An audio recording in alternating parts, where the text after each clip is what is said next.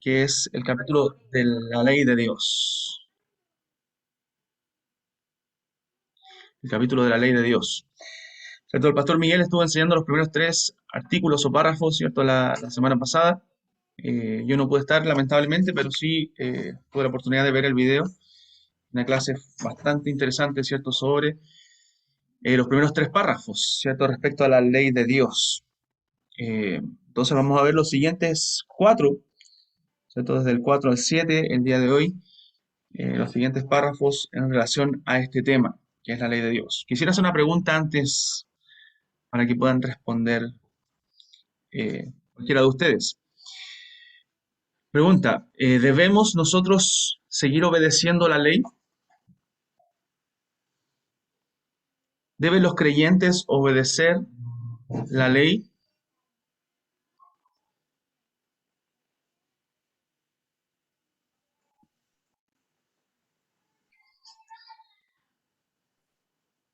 Yo creo que estamos bajo el periodo de la gracia.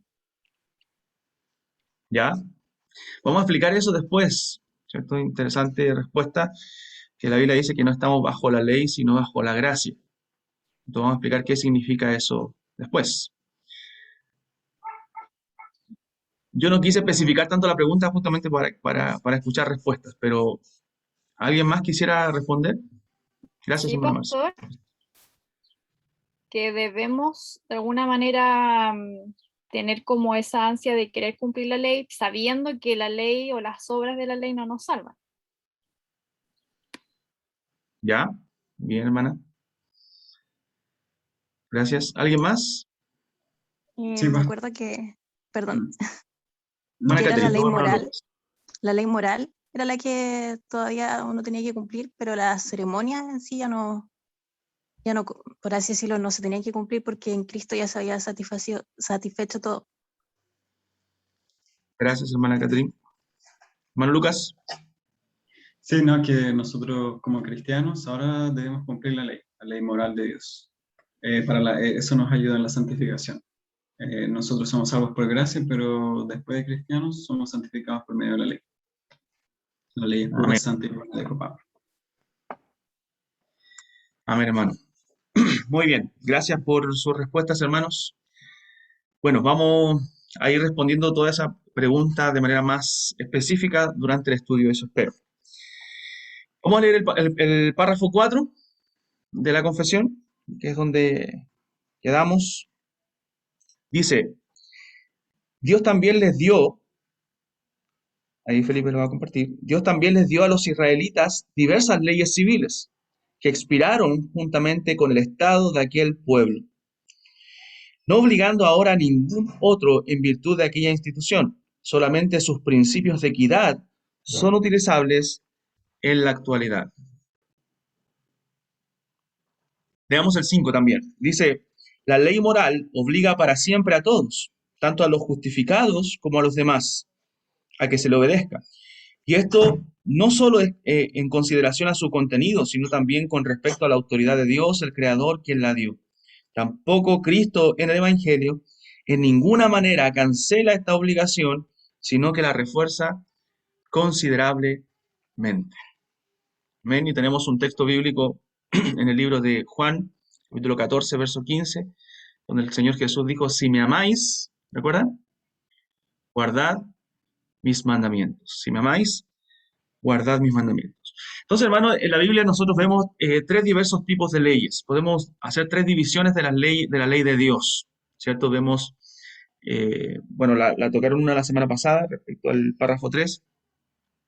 Vemos la ley civil, la ley ceremonial, ¿cierto? Primero, la ley ceremonial que tiene que ver con todas las ceremonias, ¿cierto? Los ritos, los sacrificios que se hacían bajo el antiguo pacto, ¿cierto? Que todo eso sabemos que apuntaba al Señor Jesucristo, al sacrificio perfecto que iba a venir una vez y para siempre, ¿cierto? A ser sacrificado por nosotros. Yo voy a leer un texto en el libro de Hebreos, ¿cierto? Que es un gran texto para hablar de eso. Hebreos, capítulo 9.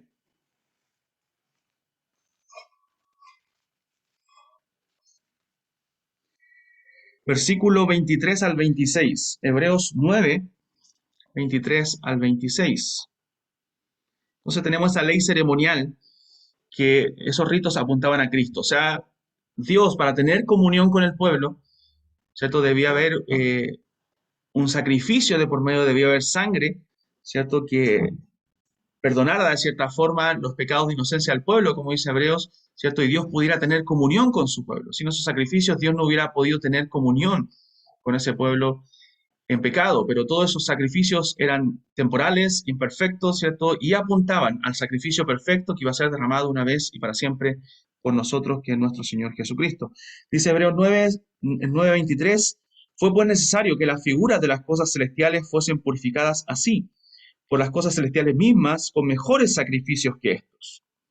Porque no entró Cristo en el santuario hecho de mano, figura del verdadero, sino en el cielo mismo para presentarse ahora por nosotros ante Dios, y no para ofrecerse muchas veces, como entra el sumo sacerdote en el lugar santísimo cada año con sangre ajena. De otra manera le hubiera sido necesario padecer muchas veces desde el principio del mundo, pero ahora, en la consumación de los siglos, se presentó una vez para siempre por el sacrificio de sí mismo para quitar de en medio el pecado. Y de la manera que está establecido para los hombres que mueran una sola vez y después de esto el juicio, así también Cristo fue ofrecido una sola vez para llevar los pecados de muchos y aparecerá por segunda vez sin relación con el pecado para salvar a los que le esperan.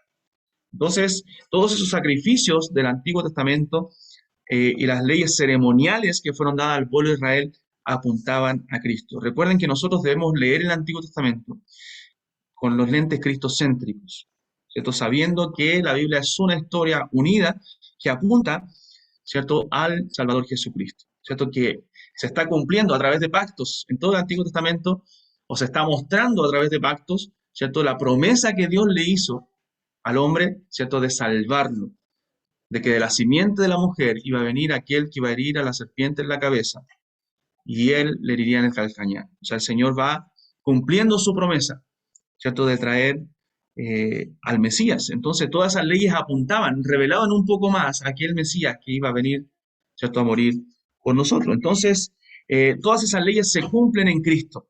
Por lo tanto, nosotros no debemos cumplir ni hacer las leyes ceremoniales. Entonces, respondiendo a la pregunta que yo hice, ¿debemos cumplir las leyes de Dios? Sí y no, ¿cierto?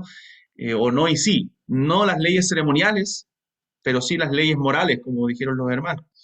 Tampoco las leyes civiles, que son la segunda categoría de leyes. Entonces tenemos las leyes ceremoniales, que tenían que ver con los ritos dados al pueblo de Israel. Tenemos las leyes civiles, que ahí menciona el párrafo 4 de la confesión,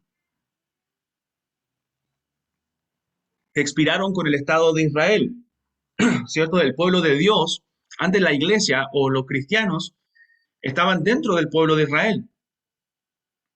Por lo tanto, hoy, ¿cierto?, en el nuevo pacto, eso era en el antiguo pacto, pero en el nuevo pacto, ¿cierto?, ya el pueblo de Dios no está limitado a una nación, porque esa nación expiró, ¿cierto? Esa nación negó al Señor, y la promesa de la simiente era que en Cristo, o en la simiente que es Cristo, ¿cierto?, iban a ser benditas todas las familias de la tierra. Por lo tanto, el pueblo de Dios ya no está limitado a un cuerpo nacional.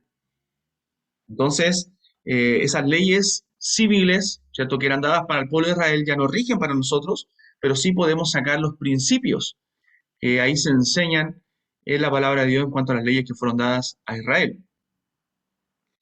Y tenemos como tercera categoría, ¿cierto?, la ley moral de Dios, ¿cierto?, que se resume en los 10 mandamientos, ¿cierto? Y esa ley, sí nosotros debemos obedecer, sí nosotros debemos llevar a cabo, ¿cierto?, con gozo, como decía la hermana, creo que, no me acuerdo si fue la hermana Ana Contreras, que dijo que esa ley ya no nos condena como antes, ¿cierto?, sino ahora lo hacemos con gozo. Entonces las leyes morales permanecen y nosotros debemos obedecerla, y se resumen en los 10 mandamientos. Ahora, algunos dicen, no, es que los 10 mandamientos fueron dados en la ley también ahí con Moisés, en el monte Sinaí. No, las leyes morales son lo que nos indica qué le agrada a Dios y qué no. Por ejemplo, cuando nosotros vemos en el Génesis a Caín y Abel, y Caín matando a su hermano, a Dios le desagradó ya la muerte. Entonces esa ley moral, ¿cierto?, que Dios había puesto en el Génesis, en la creación, en el corazón del hombre, ¿cierto? Dios la llevó a las leyes, la escribió en tablas en el Sinaí, pero ya estaban establecidas por Dios. Porque Dios escribió en el hombre, ¿cierto?, en el corazón del hombre, las obras de la ley, como dice Romanos capítulo 2, que lo mencionó el pastor Miguel la semana pasada. Entonces, el hombre, al ser creado, Dios escribió en su corazón las obras de la ley, y lo vemos a través de la conciencia, ¿cierto? Lo que podemos llamar nosotros conciencia. Como el hombre sabe que es malo matar, por ejemplo. ¿Quién se lo dijo? ¿Quién se lo enseñó? Bueno, Dios puso una conciencia en el hombre. Es como el termómetro, ¿cierto?, que indica, es el indicador de lo bueno y lo malo. Obviamente, con el pecado, con la suciedad del hombre, la contaminación, la depravación del hombre, aún la conciencia del hombre ha sido cauterizada, se ha corrompido, ¿cierto? Pero Dios ha puesto conciencia en toda su creación, en todo ser humano. Por lo tanto, eso significa que Dios escribió las obras de la ley en nuestros corazones. Ojo, que en el nuevo pacto, como promesa del nuevo pacto, dice que Dios escribe la ley en nuestros corazones, ¿no? Y eso es diferente a lo que dice Romanos capítulo 2, hablando del hombre en general o de la creación. Cuando Dios dice que Él escribió la ley en nuestros corazones, significa que nos capacitó, nos habilitó ahora para obedecer la ley de Dios y para deleitarnos en ella. ¿Cierto? No habla simplemente como la conciencia que puso en el hombre en la creación, sino que Él, al poner su espíritu en nosotros, ¿cierto?, ahora nos capacita para nosotros obedecer la ley de Dios. Pero vamos a hablarlo eso más adelante. Entonces, ¿qué es la ley de Dios? Bueno, la ley de Dios son las demandas de Dios de acuerdo a su estándar de justicia. Es la declaración de Dios de lo que es bueno y lo que es malo. Por ejemplo, si hablamos de los 3 tipos de leyes, Dios se encargó o quería, ¿cierto?, porque Dios demandaba al hombre perfección, ¿cierto? Dios demandaba al hombre que le obedeciera perfectamente y cumpliera su ley moral perfectamente. O sea, si un hombre quiere ser salvo, ¿cierto?, lo que Dios demanda para ser salvo por sus obras es que el hombre, cuando nazca, ¿cierto?, obedezca durante toda su vida la ley moral de Dios, desde principio a fin. Pero eso ninguno de nosotros, ¿cierto?, puede hacerlo ni ha podido hacerlo, solo nuestro Señor Jesucristo. Entonces, eso es lo que Dios demandaba, ¿cierto? La declaración de lo que es bueno y es malo para el Señor. Entonces, el hombre no ha cumplido esa ley. Pero ¿qué hizo Dios? Después estableció leyes morales, civiles, ¿cierto? O sea, ceremoniales y civiles, para que justamente el pueblo de Israel pudiera cumplir su ley. Por ejemplo, las leyes ceremoniales que Dios dio se encargaban de llevar al pueblo a cumplir los primeros 4 mandamientos, la primera tabla de la ley. Las leyes ceremoniales que tenían que ver con la adoración a Dios, ¿cierto?, hacían que el pueblo cumpliera los primeros 4 mandamientos, ¿cierto?, que se resumen en, el pastor Miguel lo dijo, amar a Dios con todo el corazón, con toda su alma, con toda su mente. O sea, las ceremonias llevaban al pueblo a la adoración plena a Dios. Y las leyes civiles que Dios daba al pueblo tenían que ver con la relación unos con otros. Y los llevaba a que cumplieran los otros 6 mandamientos, ¿cierto?, que significaban amar a Dios, amar al prójimo como a sí mismo. Entonces, tenían justamente las leyes civiles y ceremoniales el propósito de que el pueblo cumpliera la ley moral de Dios. Pero finalmente sabemos que ninguno puede cumplir totalmente la ley de Dios, sino solo nuestro Señor Jesucristo. Entonces, Dios hace ese pacto en el Sinaí, ¿cierto?, con Moisés, y le da su ley, hace un pacto de obras, ¿cierto? Tiene una dimensión ese pacto de obras, ¿cierto? ¿Qué Dios le dice? ¿Qué significa pacto de obras? O sea, que Dios le dice, le doy mi ley, y si ustedes la obedecen, van a tener bendición. ¿Recuerdan Deuteronomio 29, creo que es? Van a tener bendición, pero si no la obedecen, ¿qué va a venir? Maldición. ¿Cierto? Heredarán la tierra y todo, pero si no la obedecen, lo que tendrán será maldición. Entonces, de cierta forma, ese pacto es un pacto de obras, donde el hombre debía cumplir, al igual que Adán en el huerto de Edén. Pero tenía una dimensión espiritual, porque ese pacto nos llevaba a Cristo también. Recuerden que Gálatas dice que la ley es nuestro ayo, que nos lleva a Cristo, nos muestra a Cristo, nos guía a Cristo. ¿Por qué tenía esa dimensión espiritual? Porque ese pacto de obras nos dice, ustedes, o le decía al pueblo, ustedes no pueden cumplir la ley. Es imposible, o sea, nadie. De hecho, Pedro dice, ¿cierto? Creo que en el concilio de Jerusalén, en el capítulo 15 de Hechos, ¿por qué ponen cargas sobre los gentiles? ¿Cierto? Que ni nosotros ni nuestros padres pudieron llevar. O sea, creían que ellos cumplían la ley, ¿cierto? Cuando ni ellos ni los padres habían podido cumplir la ley. Entonces, y ahí vemos la dimensión espiritual, o ahí vemos a Cristo en el pacto del Sinaí. Porque la ley, el pacto de obras nos mostraba que nosotros no podemos cumplir la ley, pero ¿quién puede cumplirla? De ahí nosotros apuntamos a Cristo, ¿cierto? Solo Él puede cumplirla perfectamente. Entonces, Cristo cumplió la ley por nosotros. Cristo es el que vino y cumplió todos los mandamientos que Dios demandaba al hombre, para que nosotros pudiésemos recibir su justicia.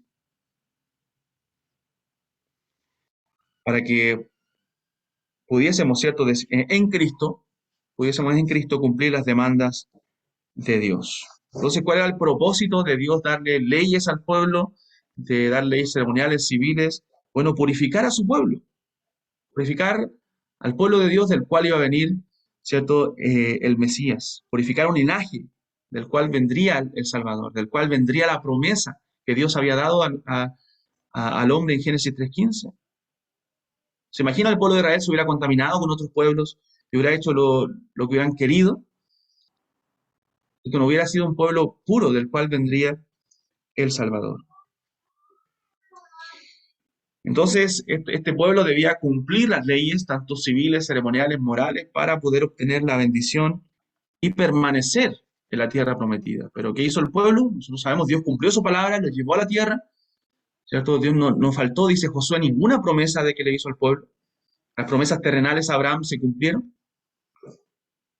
pero el propósito de Dios era más allá de simplemente promesas terrenales, sino promesas espirituales que se iban a cumplir en Cristo. Entonces las promesas de Dios a Israel se cumplieron, pero ellos, aún así, estando en la tierra prometida, desecharon a Dios, ¿cierto? Y Dios también los desechó a ellos. Y bueno, ustedes saben la historia, fueron llevados cautivos. Bueno, primero, después que se dividió el reino por el mismo pecado de Israel, de Salomón específicamente, el reino se dividió, ¿cierto? Después los asirios conquistaron, ¿cierto? El reino del norte, el cual desapareció, ¿cierto? Y quedó solo Judá. Y después los babilónicos, ¿cierto? También conquistaron Judá, fueron cautivos producto de la idolatría. Y después volvió Judá, pero ya dejaron de ser una nación, sino un pueblo bajo el dominio de otros pueblos, ¿cierto? Los babilonios, los persas, los griegos, los romanos en los tiempos de Cristo. Y no fueron nación, ¿cierto? Si no sabemos hasta hace poco nomás, que podemos decir que Israel volvió a ser una nación. Pero es un pueblo que desechó al Señor, ¿cierto? Pero Dios también cumplió su pacto, ¿cierto? Ellos lo desecharon, Dios también los desechó. Entonces, en el párrafo 4 que leímos, dice que en la parte final que solamente sus principios de equidad son utilizables en la actualidad. O sea, no tenemos que sacar nada de esos textos. ¿Está bien, hermano Jordan? ¿Cómo cambia la vida, hermano? Entonces, algunos dicen, no tengo nada que aprender de Levítico, lo leo y no aprendo nada, ¿cierto? De partes de Éxodo. No podemos sacar principios de equidad. Tenemos que verlos apuntando hacia Cristo, ¿cierto? Con lentes cristocéntricos, pero también podemos sacar principios que nos enseñan, ¿cierto? A nuestra vida y también a la nación. Por ejemplo, hay principios de cómo gobernar una nación en la Biblia. Hay principios de vida para nosotros que podemos sacar enseñanzas, si bien no son todas para nosotros y algunas religiones, ¿cierto? O sectas, más que religiones, enseñan que hay que seguir cumpliendo, ¿cierto? La ley y ciertas cosas de la ley como los adventistas. Ojo, los adventistas no son hermanos, son una secta. Y ellos enseñan ciertas reglas que aún deben seguir cumpliéndose. Hoy día hay un movimiento cristiano judaizante. ¿cierto? Que es muy peligroso, que es sectario, del cual debemos tener cuidado porque ellos no tienen una buena interpretación, una buena hermenéutica para poder entender los temas respecto a la ley de Dios. Entonces nosotros podemos sacar, dice la confesión, principios de equidad. Por ejemplo, la misma Biblia nos da ejemplos de eso.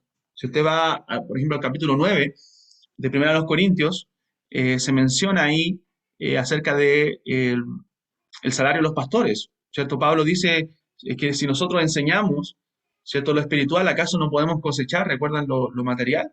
Y cita un principio, ¿cierto? Saca un principio de un pasaje del Antiguo Testamento que dice la Escritura: no pondrás bozal al buey que trilla, ¿cierto? No pondrás bozal al buey cuando trillare, ¿cierto? Y ahí se toma de ese texto para sacar un principio y enseñar acerca del cuidado que deben tener de los que enseñan la palabra en la iglesia. Entonces así también nosotros podemos sacar principios, ¿cierto?, para nuestra vida, para aplicarlos incluso para la nación, de cómo, principios que Dios deja de cómo gobernar una nación, ¿cierto?, de cómo Él gobernaba al pueblo ahí en la teocracia. Entonces, eso podemos aprender de las leyes civiles, principios, y apuntarlos, ¿cierto?, a Cristo, que es el cumplimiento de la ley. El párrafo 5, bueno, dice que la ley moral obliga para siempre a todos. Recuerden incluso por qué nosotros creemos en la permanencia de la ley moral. Algunos dicen, no, ya no debemos cumplir la ley, ni siquiera los 10 mandamientos. No, pero la Biblia nos enseña que debemos cumplir los 10 mandamientos. Debemos obedecer la ley de Dios, porque es lo que agrada a Dios. Y dice que obliga para siempre a todos, y no solamente a los creyentes, sino también a los no creyentes. Dice tanto a los justificados como a los demás. Recuerden que en el pasado hay naciones que se regían bajo los principios de Dios, aún habiendo ahí creyentes o siendo gobernadas por creyentes, pero estando ahí la nación no creyentes. Entonces Dios demanda eso. Obviamente los que estamos capacitados hoy para obedecer la ley de Dios somos los creyentes.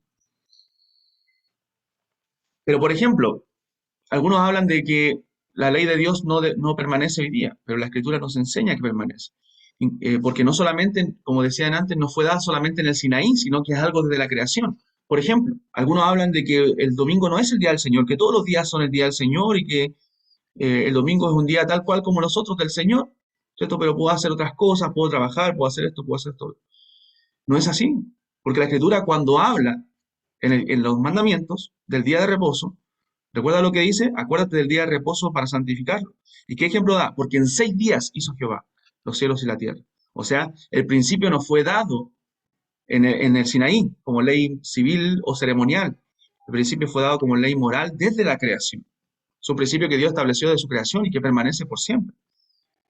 Si bien en el nuevo pacto cambia el día, ¿cierto? En el antiguo pacto era el sábado, el nuevo pacto es el domingo. Esto lo vamos a ver cuando lleguemos al capítulo del día de reposo. El principio es el que permanece, el principio del reposo, del día del Señor, de guardar el día para la gloria de Dios.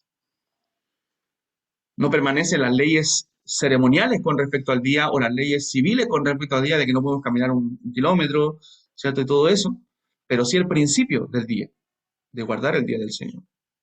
Por eso que los que abrazamos la teología reformada, ¿cierto?, enseñamos ese principio, porque es lo que ha creído la iglesia siempre, que el domingo es el día del Señor, el cual debe ser santificado y el Señor debe ser honrado en aquel día, porque es la ley moral de Dios. Es lo que Dios ha establecido desde la creación y nos indica lo que a Dios le agrada y le desagrada.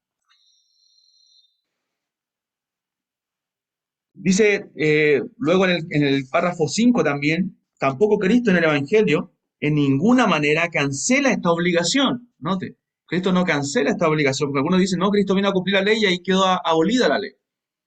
No. Sino que la refuerza, dice, considerablemente. Antes quiero mencionar algo acerca de lo que les dije antes, acerca de que no solamente se le exige a los creyentes el cumplir la ley, sino también al no creyente, a pesar de que el no creyente sabemos que no la puede cumplir. Por ejemplo, tenemos un relato bíblico cuando Jesús habla con el joven rico. Este hombre dice: maestro, bueno, ¿qué haré para heredar la vida eterna? ¿Cierto? Él pensaba que podía hacerlo por sus propios medios. Bueno, el Señor le dice lo que Él demanda al hombre. Ya sabes, los mandamientos sabes. Y Jesús le cita los mandamientos que tienen que ver con el prójimo. Eso es lo que demanda a Dios, aún del no creyente. Pero ellos no lo pueden cumplir. Los condena más bien la ley. Y bueno, el Señor después Él le dice, todo esto lo he guardado de mi juventud, y el Señor le dice, bueno, ve, anda y vende todo lo que tiene y da a los pobres, y tendrás tesoro en el cielo, y ven y sígueme. ¿Por qué? Porque ahí estaba apuntando al corazón, a los primeros 4 mandamientos que tenían que ver con su adoración a Dios. Él había elegido las riquezas como su Dios, y había desechado al verdadero Dios. Entonces dice, cuando Dios le demanda eso, Cristo le demanda eso, él se fue triste porque tenía muchas posesiones. ¿Cierto? El hombre no puede cumplir las demandas de Dios, puede cumplir la ley de Dios. Entonces, el párrafo 5 nos dice que el Evangelio no anula la ley moral, sino que la refuerza, ¿cierto? Considerablemente.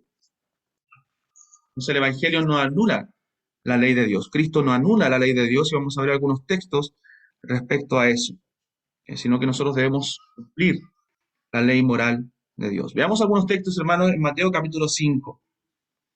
Mateo capítulo 5. Hermana Marcia, por favor. Capítulo 5, verso 17 al 20. Hermano Lucas, Romanos 3:31. Hermana Claudia Contreras, Santiago 2:8.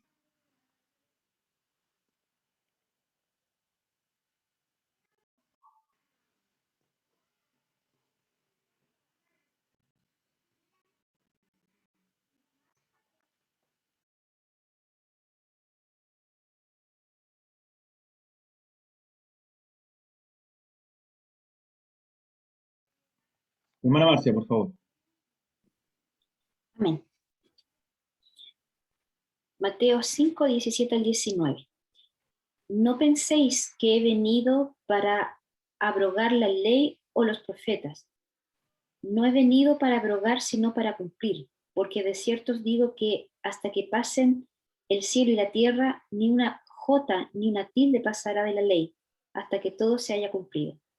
De manera que cualquiera que quebrante uno de estos mandamientos muy pequeños, y así enseña a los hombres, muy pequeño será llamado en el reino de los cielos, mas cualquiera que los haga y los enseñe, este será llamado grande en el reino de los cielos.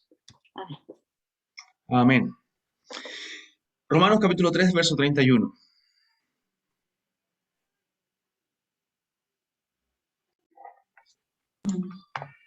Dice así, luego por la fe invalidamos la ley en ninguna manera, sino que confirmamos la ley. Amén. Y Santiago 2:8. Dice así, si en verdad cumplís la ley real, conforme a la escritura, amarás a tu prójimo como a ti mismo, bien hacéis. Amén. Bueno, Santiago, de hecho, le da 2 nombres a la ley moral de Dios cuando la menciona, la ley real y la ley de la libertad. Ya no es una ley que nos condena, sino una ley que nos hace libres, ¿cierto? Bueno, más bien el Señor nos hizo libres para nosotros obedecer la ley. Entonces, bien haces, dice ahí, si cumples la ley, la cual dice amarás a tu prójimo como a ti mismo. Y sabemos que los 6 mandamientos de la segunda tabla de la ley se resumen en amar al prójimo. Tienen que ver con el prójimo. Y los primeros 4, ¿cierto? Con el amor a Dios. Entonces, hermanos, hay otros versículos que nos hablan, donde Pablo dice que no conoceríamos, ¿cierto?, el pecado si la ley no nos dijera, no matarás. Entonces, la ley moral es una ley eterna, la cual nos rige o rige la humanidad hasta el día de hoy, rige al hombre hasta el día de hoy porque Dios la estableció desde la creación. ¿Cierto? Entonces, ¿cómo el hombre va a saber por qué para Caín fue malo matar a su hermano Abel? Si no estaba la ley entrada en el Sinaí. Porque Dios había escrito la ley en nuestras conciencias. La conciencia era el indicador. Caín sabía que era mal. Porque Dios lo había puesto en su corazón.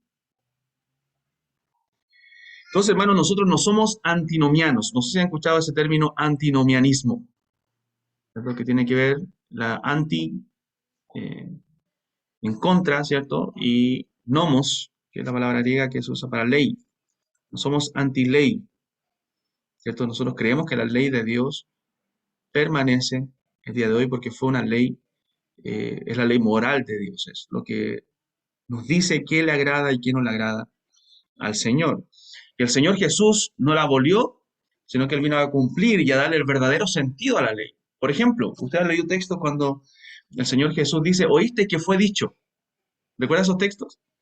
Y algunos dicen, no, que el Señor Jesús vino a cambiar la ley. No, Jesús no vino a cambiar la ley. Jesús vino a dar el verdadero sentido a la ley. ¿Por qué? Porque cuando el Señor Jesús dice, oíste que fue dicho, no cometerás adulterio, ¿cierto? Mas yo os digo, dice Jesús, que el que mira a una mujer para codiciarla ya adulteró en su corazón. O sea, Jesús está diciendo, no está cambiando la ley. Jesús está diciendo que cuando dice oíste que fue dicho, había una interpretación oral que daban los judíos a la ley, ¿cierto? Que después se escribió también. Y esa interpretación oral pasaba de generación en generación. Entonces, cuando los fariseos, los legalistas de aquella época, interpretaban la ley de Dios, ellos decían, se preocupaban en el acto físico del adulterio. Ellos decían, la interpretación de ese pasaje o del mandamiento es que no debemos cometer adulterio, o sea, no debemos llegar al acto del adulterio, pero podían mirar como querían, ¿cierto? Ellos decían, no debemos matar a una persona, pero podían odiar en su corazón como ellos querían. Pero Jesús dice el verdadero sentido de la ley. O sea, cuando la Biblia dice no cometerás adulterio, o no adulterarás más bien, no quiere decir que no cometas el acto, sino que cuando un hombre ya mira a una mujer para codiciarla, adulteró en su corazón. Cuando alguien comenzó a odiar a alguien, en su corazón ya lo mató. O sea, ya está rompiendo la ley de Dios. ¿Se entiende? Entonces Jesús no cambió la ley, Él vino a darle el verdadero sentido a la ley. Porque el legalista se enfoca solo en el acto de no hacer algo. Pero Jesús dijo, del corazón nacen los malos pensamientos, los adulterios, los homicidios. Del corazón nace el pecado. Entonces nosotros rompemos la ley de Dios desde nuestro corazón. No por el simple acto de hacer o no hacer. ¿Cierto? Y la ley moral, ¿cierto? Nos enseña muchas más cosas. Muchas cosas. No es simplemente no robarás. Por ejemplo, nos enseña a respetar la propiedad privada. Nos enseña muchas cosas. Cada una de los mandamientos nos enseña, ¿cierto? Mucho. Por eso que debemos meditar más y aprender a los 10 mandamientos. Yo les aconsejo, hermano, enseñen a sus hijos, los que tienen hijos pequeños, los 10 mandamientos. Enséñelos. De hecho, en el catecismo, ¿cierto? Menor, se enseñaba a los niños los 10 mandamientos. Porque es importante que lo sepamos y sepamos el verdadero sentido de la ley para vivir en obediencia al Señor. Entonces no somos antinomianos. No creemos que la ley hoy no permanece. Nosotros creemos que la ley sí permanece y que debemos obedecer la ley de Dios. Por ejemplo, la iglesia primitiva, en sus comienzos tuvo problemas con esto, ¿cierto? Con el entendimiento de la ley, de qué permanecía, de qué no permanecía. Por eso no podemos tomar a veces el libro de los Hechos para hacer doctrina, ¿cierto? De la iglesia, sino analizar los pasajes según los otros textos, ¿cierto? De las cartas de Pablo, por ejemplo, carta de Efesios. ¿Por qué? Porque Hechos es un libro de transición de la iglesia, está pasando del antiguo pacto al nuevo pacto. Hay muchos cambios, ¿cierto? Y hay muchas cosas que los discípulos en su comienzo no entendieron. Aparte, Hechos es un libro narrativo que nos relata lo que pasó en la historia durante 33 años de la iglesia. Entonces, la iglesia primitiva tuvo problemas, por ejemplo, vemos el concilio del capítulo 15, de hecho, que tuvo que hacerse producto del tema de las leyes civiles y ceremoniales, si permanecían, si algunos judaizantes, ¿cierto? Algunos judíos se la imponían a los hermanos gentiles al saber que ellos también iban a ser salvos, a saber que para ellos también era la promesa de salvación. Tenemos problemas en Galacia, que fue una iglesia que Pablo dice que se desviaron buscando otro evangelio.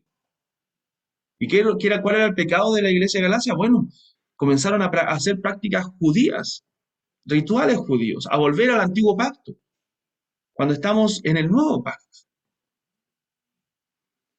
Los colosenses, ¿cierto? Tenemos un problema de influencia y de falsos maestros que querían, ¿cierto?, hacerlos volver a los ritos también del antiguo pacto. Y fue una de las herejías, ¿cierto?, de la iglesia primitiva. el tema de los judaizantes, que querían obligar a los hermanos gentiles, ¿cierto?, a circuncidarse eh, y hacer ciertos ritos como obra de salvación o de santificación. Es por eso que Colosenses es un libro cristocéntrico, y ahí usted entiende por qué Colosenses es tan cristocéntrico. Vosotros estáis completos en Él. En Él habita la plenitud de la deidad. ¿Cierto? En Él fueron creadas todas las cosas y todas las cosas en Él subsisten. ¿Por qué? Porque los colosenses debían entender que Cristo era suficiente. No necesitaban Cristo más otras cosas. Los judaizantes decían, ya Cristo está bien, pero más circuncidarse, más hacer ciertos ritos. No, Pablo dijo, ustedes están completos en Cristo. No necesitan ninguna otra experiencia, ningún otro rito para su salvación o santificación. Cristo es suficiente. Entonces, hermanos, la ley es buena, dijo Pablo a Timoteo, si se usa legítimamente. Pero algunos cayeron en falsas enseñanzas, ¿cierto? Profesando ser sabios, dice, se hicieron necios porque no sabían ni lo que hablaban ni lo que afirmaban respecto a la ley, obligando a cumplir leyes ceremoniales o civiles a los gentiles o a los creyentes en general. Entonces, vamos a leer el párrafo 6 de la confesión, que es el más, del capítulo 19, que es el más largo. Dice, aunque los verdaderos creyentes no están bajo la ley como pacto de obras para ser por ellas justificados o condenados. O sea, recordemos que dijimos que la ley en el antiguo pacto o antes de nosotros ser creyentes nos condenaba, porque la ley nos decía, la ley moral, estamos hablando de la ley moral de Dios. Los 10 mandamientos nos decían, o que se resumen en los 10 mandamientos, nos decían, usted no puede cumplir la ley. Por eso que la ley nos lleva a Cristo, nos lleva a la necesidad de un Salvador. Nos dice, tú eres pecador, tú eres culpable, tú debes ser condenado, y entonces necesitas a alguien que cumpla la ley por ti. Ese es Cristo. Ahora nosotros no estamos en ese pacto de obra, los creyentes, que hemos sido librados por Cristo. Eso quiere decir la confesión. Sin embargo, esta es de gran utilidad, tanto para ellos como para otros, en que como regla de vida les informa de la voluntad de Dios y de sus deberes, les dirige y obliga a andar en conformidad con ella. Les revela también la pecaminosa contaminación de sus naturalezas, corazones y vidas, de tal manera que, al examinarse a la luz de ella, puedan llegar a una convicción más profunda de su pecado, a sentir humillación por él y odio contra él, junto con una visión más clara de la necesidad que tienen de Cristo y de la perfección de su obediencia. También la ley moral es útil para los regenerados a fin de restringir su corrupción en cuanto que prohíbe el pecado, y sus amenazas sirven para mostrar lo que aún sus pecados merecen y qué aflicciones pueden esperar por ellos en esta vida, aun cuando estén libres de la maldición y el puro rigor de la ley. Asimismo, sus promesas manifiestan a los regenerados que Dios aprueba la obediencia y cuáles son las bendiciones que pueden esperar por el cumplimiento de la misma, aunque no como si la ley se lo debiera como pacto de obras. De manera que si alguien hace lo bueno y se abstiene de hacer lo malo, porque la ley le mandó lo uno y le prohíbe lo otro, no por ello se demuestra que esté bajo la ley y no bajo la gracia. Vamos a leer algunos textos para entender un poco más este párrafo de la confesión. Vamos al libro de Romanos capítulo 6.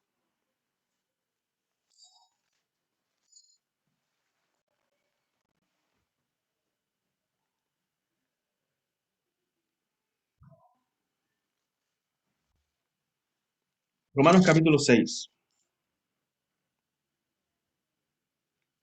Recuerda que el capítulo 5 concluye diciendo que la muerte entró, o la desobediencia entró por un hombre, y los muchos por ese hombre fueron constituidos pecadores, ¿cierto? Por Adán. Pero así también por la obediencia de uno, ¿no? ¿De la obediencia a dónde? La obediencia a la ley de Dios. Los muchos serán constituidos justos. Pero la ley, dice, se introdujo para que el pecado abundase, mas cuando el pecado abundó, sobreabundó la gracia, para que así como el pecado reinó para muerte, así también la gracia reine por la justicia para vida eterna mediante Jesucristo, Señor nuestro. Ahora, y el verso 1 comienza: ¿qué pues diremos? ¿Perseveraremos en el pecado para que la gracia abunde? En ninguna manera, porque los que hemos muerto al pecado, ¿cómo viviremos aún en él? Y saltes, hermano, al verso 11. Yo quiero leer ahora. Verso 11. Dice: así también vosotros, considerados muertos al pecado, pero vivos para Dios en Cristo Jesús, Señor nuestro. No reine pues el pecado en vuestro cuerpo mortal, de modo que lo obedezcáis en sus concupiscencias. Ni tampoco presentéis vuestros miembros al pecado como instrumentos de iniquidad, sino presentaos vosotros mismos a Dios como vivos de entre los muertos, y vuestros miembros a Dios como instrumentos de justicia. Porque el pecado no se enseñoreará de vosotros, pues no estáis bajo la ley, sino bajo la gracia. ¿Qué pues? ¿Pecaremos porque no estamos bajo la ley, sino bajo la gracia? En ninguna manera. ¿No sabéis que si os sometéis a alguien como esclavo para obedecerle, sois esclavos de aquel a quien obedecéis, sea del pecado para muerte o sea de la obediencia para justicia? Pero gracias a Dios, que aunque erais esclavos del pecado, habéis obedecido de corazón a aquella forma de doctrina a la cual fuisteis entregados, y libertados del pecado, vinisteis a ser siervos de la justicia.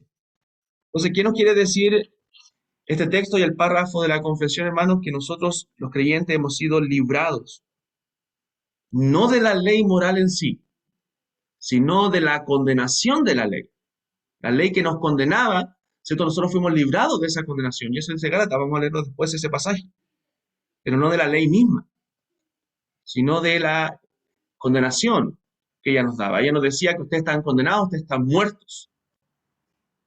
¿Cierto? La ley nos condenaba, nos mataba. Eso está tratando de decir Pablo en Romanos, que estamos muertos, ¿cierto? Y la Escritura dice que estamos muertos en delitos y pecados. Entonces la ley nos dice: tú estás muerto. Entonces cuando nosotros creemos en Cristo, ¿cierto? Nosotros somos vivificados, somos renacidos. Mira el verso 4 del capítulo 6 de Romanos. Dice: porque somos sepultados juntamente con él para muerte por el bautismo. O sea, lo que el bautismo representa es lo que Cristo hace en el Evangelio, lo que pasa con nosotros en el Evangelio. O sea, somos sepultados para muerte. Estamos muertos y en Cristo somos sepultados con él, a fin de que como Cristo resucitó de los muertos, ahora, a un muerto no puede ser condenado. La ley, estando muertos, ya no nos puede condenar. Pero cuando en Cristo somos resucitados, ¿cierto? Nosotros ya somos vestidos en ese momento de la justicia de Cristo. Entonces la ley tampoco nos puede condenar. Dice: a fin de que como Cristo resucitó de los muertos para la gloria del Padre, así también nosotros andemos en vida nueva. O sea, con Cristo nosotros hemos muerto y hemos resucitado para andar ahora en vida nueva, para andar en buenas obras, como dice Efesios capítulo 2, las cuales Dios preparó de antemano para que nosotros anduviésemos en ellas. Entonces la ley no nos condena porque el viejo hombre fue muerto. La ley no nos puede decir ahora, ya no está el juicio de la ley sobre nosotros, la condenación de la ley sobre nosotros, porque el viejo hombre ha muerto. Y el nuevo hombre es un nuevo hombre en Cristo, quien cumplió toda la ley de Dios, quien cumplió las demandas de Dios. Y quien nos habilitó, nos capacitó para nosotros poder cumplir la ley. Entonces el pecado, por eso debemos considerarnos muertos al pecado, y al pecado no nos domina, ya no somos esclavos de él, y no se enseñoreará más de nosotros. No tiene el control sobre nosotros. Y dice: pues no estáis bajo la ley. O sea, lo que quiere decir el texto es que no estamos bajo la condenación de la ley, no estamos siendo esclavos de la ley, porque cuando la ley nos mostraba el pecado sobreabundó. ¿Por qué? Porque la ley mostraba nuestro pecado. Entonces, sino que estamos bajo la gracia. Y el estar bajo la gracia no significa que debemos hacer lo que nosotros queramos, sino el estar bajo la gracia significa que Dios nos capacitó en su gracia para nosotros obedecer la ley de Dios. Por eso dice el verso 18 que leímos: y libertados del pecado, vinisteis a ser siervos. O sea, éramos esclavos del pecado, fuimos libres de esa esclavitud, pero ahora para ser esclavos, que es la palabra siervos ahí, de la justicia, para ser siervos de Dios, para obedecer la ley de Dios, para vivir bajo los preceptos de Dios. Pero ahora ya no, esos preceptos no nos condenan, esa ley no nos condena.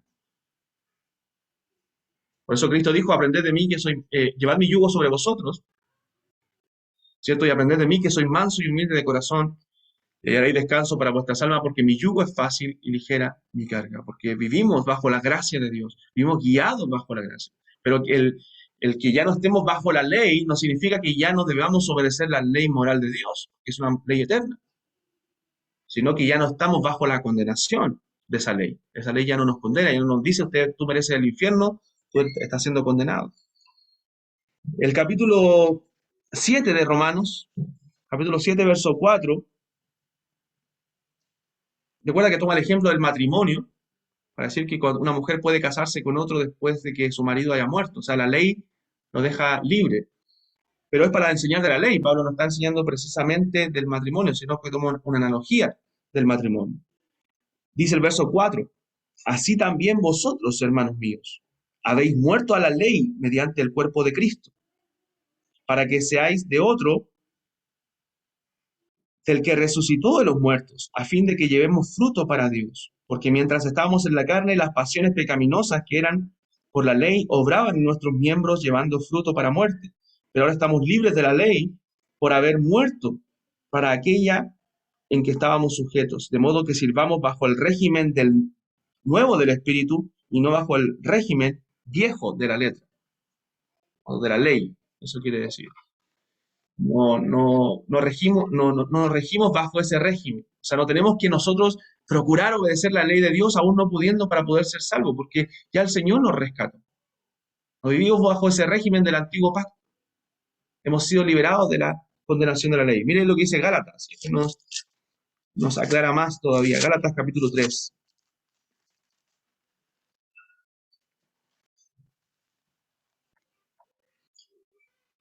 Versículo 13. Gálatas 3:13. Dice, Cristo nos redimió de la maldición de la ley. Y ahí está claro, ¿cierto? Nos redimió de la maldición de la ley, hecho por nosotros maldición. O sea, la ley ya no nos condena. ¿Por qué? Porque Él fue hecho maldición por nosotros. Él fue condenado por nosotros. Porque Cristo estaba maldito, todo el que es colgado en un madero, para que en Cristo Jesús la bendición de Abraham, la promesa de Abraham, alcanzase a los gentiles, a fin de que por la fe recibiésemos la promesa del Espíritu. Entonces, hermanos, de lo que hemos sido librados de la condenación de esa ley ya no nos condena. Y como decía la hermana al principio, nosotros hoy día podemos obedecer alegremente la ley de Dios porque estamos agradecidos de lo que Dios hizo por nosotros y porque Dios puso esa ley escrita en nuestros corazones en el nuevo pacto. Esa ley está dentro de nosotros. El creyente desea obedecerla, aunque aún estamos siendo contaminados por el pecado y a veces caemos en desobediencia, ¿cierto? El creyente desea obedecer la ley de Dios. Morimos en Cristo, ¿cierto? Por eso la ley no nos condena y resucitamos en aquel que cumplió la ley por nosotros, para obedecer la ley de Dios. Como hemos dicho ya muchísimas veces, ¿cierto? Esa frase que me dejó marcado de Augusto Nicodemos, donde él dice que Cristo, o sea, la ley nos lleva a Cristo, como dice la Escritura en Gálatas, la ley nos lleva a Cristo, porque nuestro ayo, nuestro guía, nos muestra nuestra necesidad de Cristo, pero Cristo nos devuelve a la ley, a nuestra santificación. Esto nos lleva nuevamente a la ley, a obedecer. Si me amáis, guardad mis mandamientos. Entonces, esta ley moral, como dice ahí la confesión, nos obliga a andar en rectitud, a vivir bajo los preceptos divinos, a vivir bajo las prioridades de Dios. Bueno, por eso debemos estudiar los 10 mandamientos. Debemos saber los 10 mandamientos. Los mandamientos tienen que ver primero con la adoración a Dios. 4 mandamientos que tienen relación con mi adoración a Dios. Y debemos tenerlo claro. Y debemos amar a Dios con todo nuestro corazón, con toda nuestra alma, con toda nuestra mente.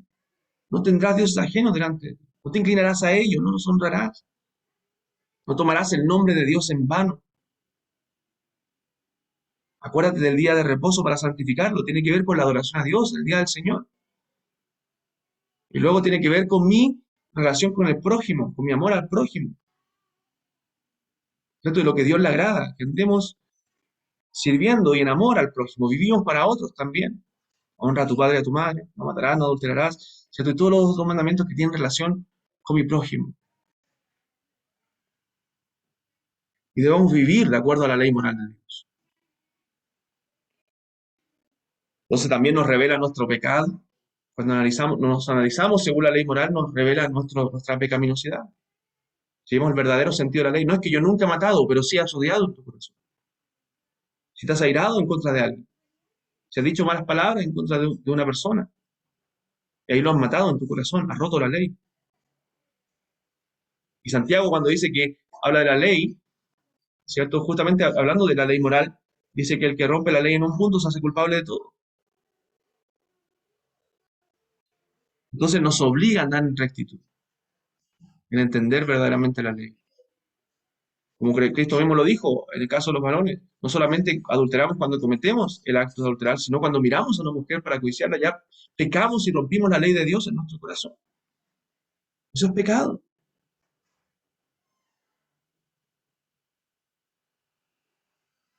Entonces, hermanos, debemos vivir de acuerdo a la ley moral de Dios. Capítulo 3 de Gálatas, verso 19 en adelante dice, entonces, ¿para qué sirve la ley? Fue añadida a causa de las transgresiones, hasta que viniese la simiente, a quien fue hecha la promesa, y fue ordenada por medio de ángeles en mano de un mediador, que el mediador no lo es de uno solo, pero Dios es uno. Luego, ¿la ley es contraria a las promesas de Dios? En ninguna manera. Porque si la ley dada pudiera vivificar, la justicia fuera verdaderamente por la ley. O sea, la ley no tenía el poder de salvar, ¿cierto? Sino la ley de condenar, es decir, no, eres insuficiente para cumplir la ley. Mas la Escritura lo encerró todo bajo pecado para que la promesa, que es por la fe en Cristo, en Jesucristo, fuese dada a los creyentes. O sea, Gálatas está diciendo que no deben ustedes, Pablo le dice a los Gálatas, no deben ustedes esforzarse por cumplir la ley porque no van a agradar a Dios con eso. Cristo la cumplió con eso. Está explicando el sentido de la ley. Pero antes que viniese la fe, estábamos confinados bajo la ley, encerrados para aquella fe que iba a ser revelada. De manera que la ley ha sido nuestro ayo. La palabra ayo ahí es el guía, el tutor, ¿cierto? Un ayo era ¿cierto? Normalmente una mujer que cuidaba, que ayudaba, ¿cierto? A la mamá a criar a su hijo, a ser la tutora, ¿cierto? La crianza del pequeño. Entonces, la ley ha sido nuestro ayo, nuestro tutor, nuestro guía para llevarnos a Cristo, a fin de que fuésemos justificados por la fe, no por las obras de la ley, no por cumplir la ley moral de Dios, sino por la fe somos justificados. Pero la ley nos guió, la ley nos mostró el pecado primero, nos mostró nuestra necesidad primero. Pero venida la fe, ya no estamos bajo ayo, pues todos sois hijos de Dios por la fe en Cristo Jesús, porque todos los que habéis sido bautizados en Cristo, de Cristo estáis revestidos. Entonces, hermano, ese es el propósito de la ley, ¿cierto? Antes de nosotros ser creyentes, guiarnos a Cristo. Pero ahora en Cristo ya no estamos bajo esa condenación de la ley, pero sí debemos obedecer la ley de Dios, porque es lo que nos indica qué es bueno y qué es malo para Dios. Nos ayuda a andar en rectitud y nos ayuda en nuestra santificación. Y por último, ya que estamos en la hora, el párrafo 7, que dice, los usos de la ley ya mencionados tampoco son contrarios a la gracia del Evangelio, sino que concuerdan armoniosamente con él, pues el Espíritu de Cristo subyuga y capacita la voluntad del hombre para que haga libre y alegremente lo que requiere la voluntad de Dios revelada en la ley. O sea, la ley no nos condena, sino que nosotros la obedecemos no para salvación ni para agradar a Dios por eso, sino la obedecemos para agradecerle por lo que Él ha hecho por nosotros. Felices obedecemos los mandamientos de Dios, porque su yugo es fácil y ligera su carga, porque Dios nos ha capacitado para nosotros poder cumplir la ley, para que alegremente lo hagamos, como dice ahí la confesión. Miren lo que dice Jeremías 31, en la promesa del nuevo pacto.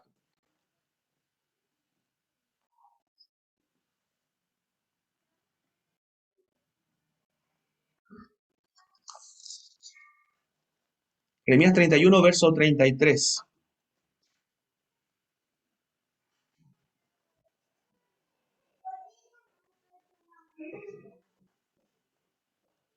Dice 31-33, pero este es el pacto que haré con la casa de Israel después de aquellos días, dice Jehová. Note, usted dice, pero eso es con Israel. No, recuerden que no hay que ser literalistas extremos, ¿cierto? Lo que habla este texto, o lo que nosotros sabemos según las reglas de interpretación de hermenéutica, que la iglesia es el Israel profético del Antiguo Testamento. ¿Cómo lo sabemos? Porque en Hebreos capítulo 8, cuando habla del cumplimiento de esta promesa, citando Hebreos capítulo 8, cita Jeremías 31, dice que su cumplimiento está en los creyentes, en la iglesia. Entonces la iglesia es el Israel profético del Antiguo Testamento, y dice, y sabemos que Cristo cuando muere en la cruz, o cuando instituye la cena del Señor, previo a su muerte, Él dice, está la sangre del nuevo pacto que por muchos se derrama. Entonces aquí hace un nuevo pacto por la casa de Israel. Dice, daré mi ley en su mente, daré mi ley en su mente, y la escribiré en su corazón, y yo seré ellos por Dios, y ellos me serán por pueblo. Y no enseñará más ninguno a su prójimo, ni ninguno a su hermano, diciendo, conoce a Jehová, porque todos me conocerán, desde el más pequeño de ellos hasta el más grande, dice Jehová, porque perdonaré la maldad de ellos y no me acordaré más de su pecado. O sea, sabemos que el nuevo pacto es un nuevo y mejor pacto que el antiguo pacto. En el antiguo pacto, todo el pueblo de Israel era parte de las promesas, ¿cierto? Ellos recibían las revelaciones, pero no todos dentro del pueblo eran creyentes. Solamente los que creían por fe. Había muchos apóstatas dentro del pueblo. Recuerden que se levantó en un momento una generación que no conocía a Jehová, se levantó Coré en una rebelión que se lo tragó la tierra, había mucha apostasía dentro del pueblo porque la salvación siempre fue por medio de la fe. Tenían que creer para ser salvos. Pero en el antiguo pacto todos ellos eran parte del pueblo de Dios y tenían las promesas, pero eso no significaba que eran creyentes. En cambio, el nuevo pacto, que es un mejor pacto, un nuevo y mejor pacto, dice la promesa aquí en Jeremías, que en ese pacto todos me conocerán. Y yo pondré en ellos mi ley en su mente y la escribiré en su corazón. O sea, los creyentes del nuevo pacto somos todos creyentes. Todos los verdaderos creyentes, los miembros de la Iglesia Universal, somos todos creyentes. El Señor conoce a los que son suyos. Y a ellos le escribió la ley moral en sus mentes y en sus corazones para que ellos puedan obedecerla. Los habilitó porque el Espíritu Santo mora en ellos. Ezequiel capítulo 36.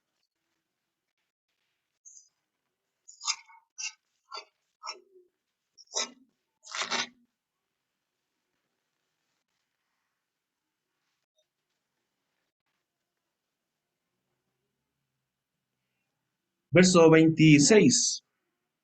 Sabemos que esta promesa también tiene un cumplimiento en la iglesia, en los creyentes, en el nuevo pacto. Ezequiel 36, 26. Dice, os daré corazón nuevo y pondré espíritu nuevo dentro de vosotros y quitaré de vuestra carne el corazón de piedra y os daré un corazón de carne y pondré dentro de vosotros mi espíritu y haré que andéis en mis estatutos y guardéis mis preceptos y los pongáis por obra. Está el Señor.